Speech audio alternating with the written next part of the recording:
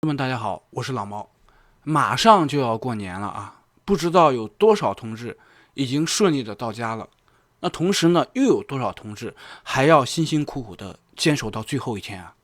老猫在这里提前给同志们拜年了，大家辛辛苦苦又是一年了。同志们，首先咱们要对自己好一点啊，要先让自己愉悦呀。我是越来越看清了，咱们这些普通人才是这个国家和民族真正的依靠和底气。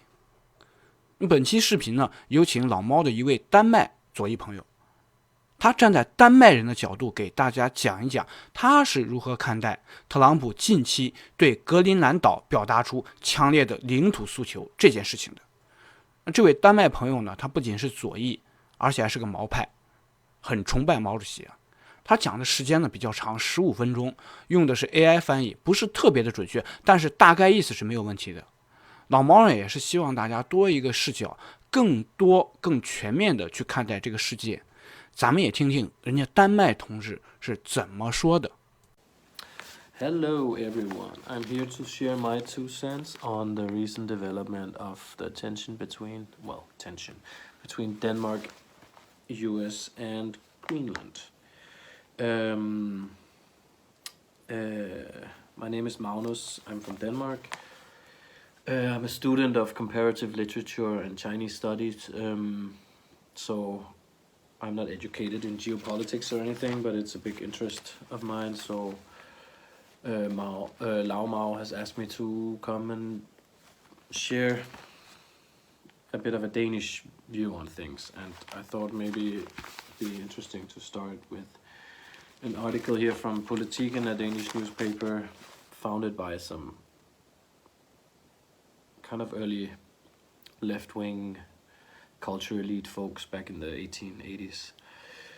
And yeah, this article here, well, there is a bigger article about Greenland, more from like a Denmark-Greenland perspective, where the Greenland government is making their view on the whole situation, but I thought maybe this opinion piece from Politiken themselves would be more interesting because, well, first of all, the headline says between friends, and saying that the government is handling the attack of Trump very smartly, and the Prime Minister Mette Frederiksen is being very clever in her not responding at all at this time.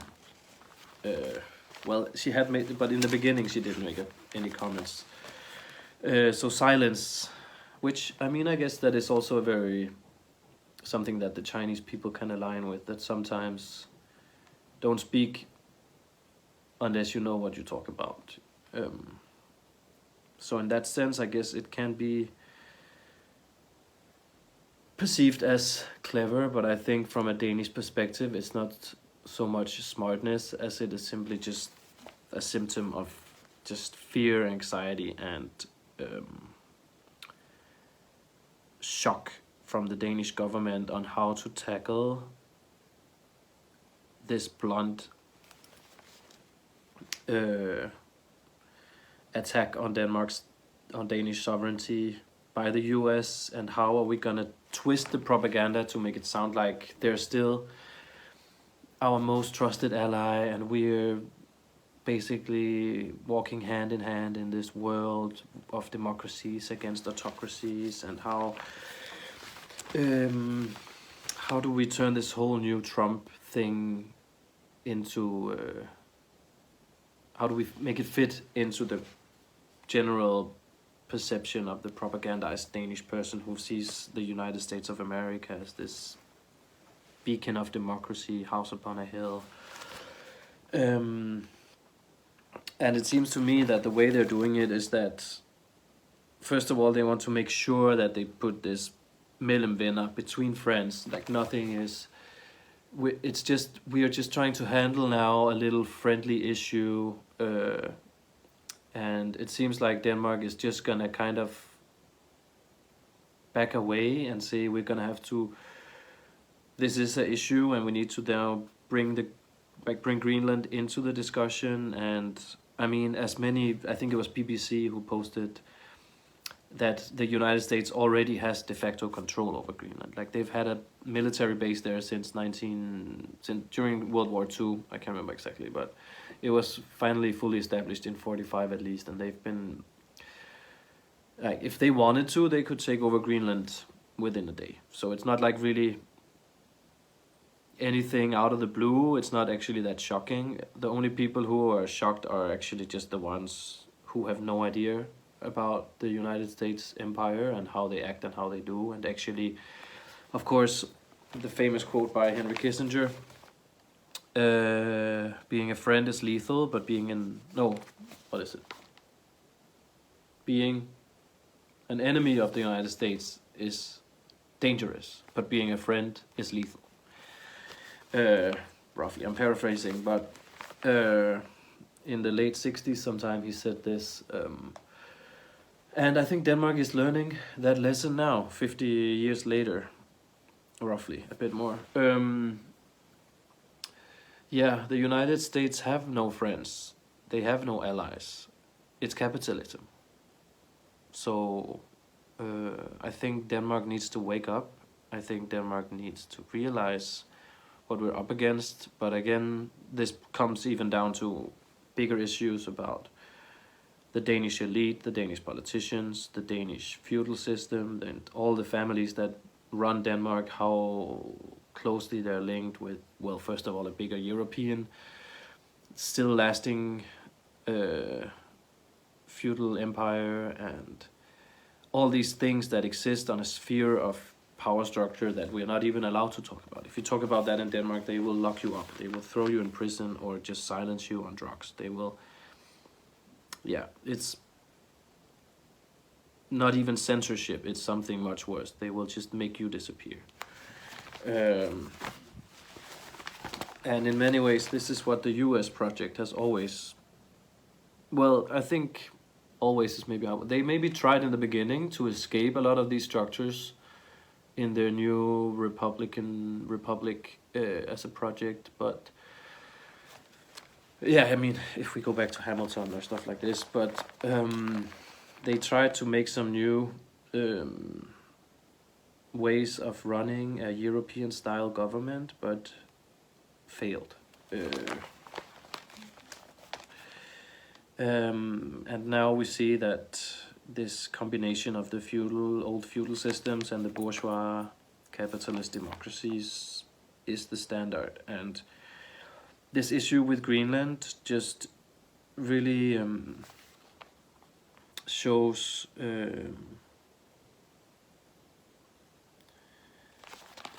how Europe and the United States are joined at the hip. And just after the inauguration here this Monday, we really saw the entire establishment, also at the funeral of Jimmy Carter, how Trump, despite of what the media says about him being this threat to democracy and all this, he has the full support of the entire US establishment. And the fact that he came out, threatened to take over Mexico, Canada, Greenland, the Panama Canal within 1 week, and then a few days later posing, sitting next to Barack Obama, having this good laugh, shows that these people are so thrilled to have him back in power, because he can put words into action. Well, I hope not into action, but he at least can threaten to do what is necessary to keep the empire afloat. And during a crisis like the US is in now, they need war to sustain themselves, more territory. That's the only way an empire can survive the situation they're in. And the real people in power, they know this. So the future is frightening, but when it comes down to it, Denmark has zero say in anything about Greenland. It's an American issue. They can do whatever they want, and the Danish politicians, the Danish government, if he really was to put his finger on the pedal and just say, I'm gonna do this, he could do it within a week. And we would barely hear anything about it in the media. People might be outraged and stuff, but they will spin it as Greenland getting some kind of new start finally. And I mean, there's also a lot of money. The last at least 5 years, they've put millions into supporting kind of a Hong Kong type separatist movement in Greenland, which I also agree with, but I think it should come in a different way. I think instead Denmark should be forced to put much more investment, put much more help Greenland develop so they can gain their independence from a stage where they actually have a voice geopolitically, but instead they're using all this like green colonialism rhetoric to just keep Greenland completely underdeveloped. This population of around 50,000 people who just, there's a lot of problems with alcoholism, all these things. I don't want to get too much into it, but it's so structural on so many levels, and we have so much of this racist propaganda here. It's just the norm to talk about Greenlandic people as these alcoholics who sleep in the streets and just have no jobs and all this stuff, when in reality it's structural, because we give these people no chance of, first of all, finding their own identity. Right now there's a lot of also stories coming out still about forced removal of children. Of course, in the past, and there has been forced sterilizations and forced adoptions and all these things, which still goes on today, happening every month at least. So the Greenlandic people are suffering under Denmark. I think it could be a much more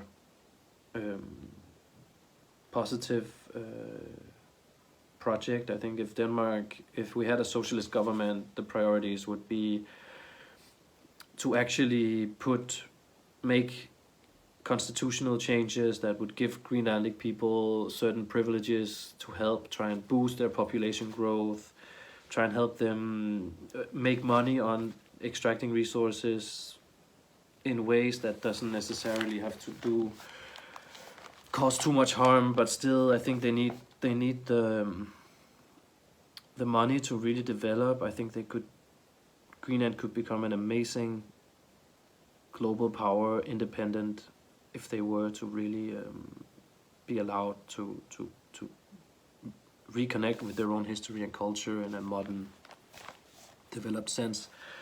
And yeah, I mean, just to bring it back here in the end to the Denmark Trump issue.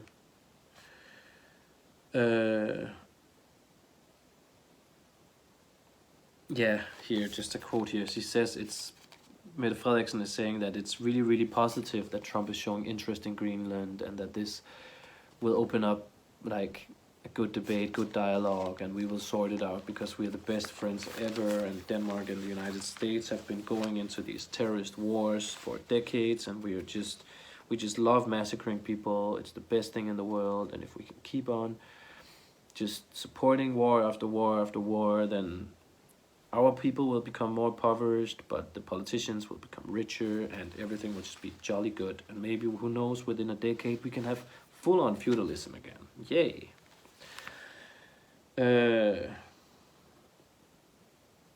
Yeah. And here at the end of the article, they compare it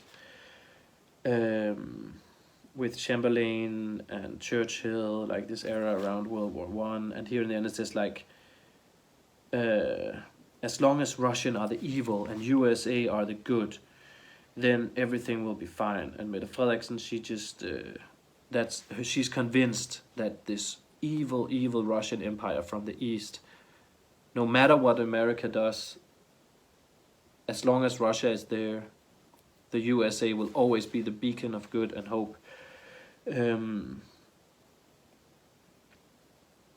But then in the end, from the politician here, they have a little opinion where they said maybe we will have to get used to a world where it's the evil against the evil, putting a little bit of twist that they probably think that Trump overstepped a line of respect here.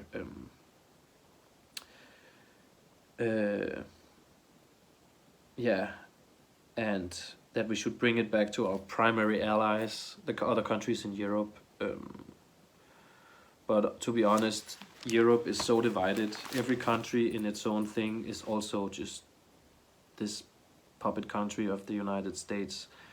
And if the United States would, they could even, I feel like it's happening. They're like slowly pivoting the different European countries at each other. Just look at, yeah, I mean, all these governments are crumbling all over the place. So it's crazy times, it's chaotic times, but